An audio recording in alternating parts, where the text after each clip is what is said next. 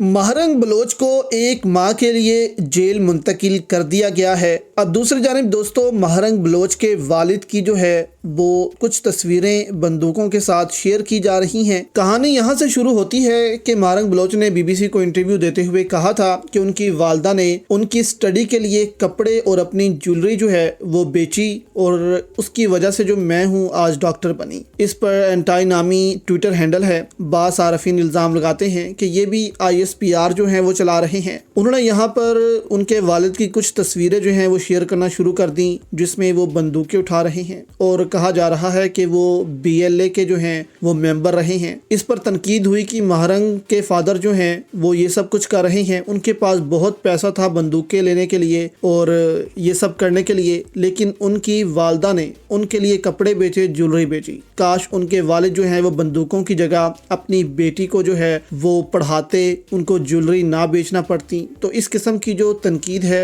वो ये Twitter handle यहाँ पर कर रहा है। जबकि इमरान रियाज ने ट्वीट करते हुए कहा कि एक बात मैं लिख कर देने के लिए तैयार हूँ जो हमारे एस्टेब्लिशमेंट को समझ नहीं आ रही। आप जिस शख्स को भी जबरी तौर पर लापता करते हैं तो वहाँ होने वाले सलूक के बाद ये कभी हो ही नहीं सकता कि वो शख्स अपनी सोच बदल दे। लोग मजबूर हो सकते हैं, मुसाहलत के तहत चुप रह सकते हैं, मगर इनके अंदर लावा पकता रहता है और सब अपने मौके का इंतजार करते हैं भड़ास निकालने के लिए। जबरी लापता करने से बेहतर कत्ल करना हो सकता है। याद रखिए, लापता करने का फार्मूला आपको बहुत भारी पड़ेगा। तो यहाँ पर सब समझा रहे हैं कि जब आप किसी को कत्ल करते हैं या लापता करते हैं तो उसके घर वाले कभी भी रियासत पाकिस्तान को नहीं मानेंगे। उसके घर वाले कभी भी पाकिस्तान से मोहब्बत नहीं करेंगे, इदारों से मोहब्बत नहीं करेंगे। जब आप प्यार से किसी को समझाएंगे तो वो मानेंगे, लेकिन जब आप डंडे के जोर पर किसी को समझाने की कोशिश करेंगे तो अगला भी डंडे के जोर पर ही बात करेगा। जबकि कल जो प्रोटेस्ट में 3 लोग जाँ बहक हुए हैं,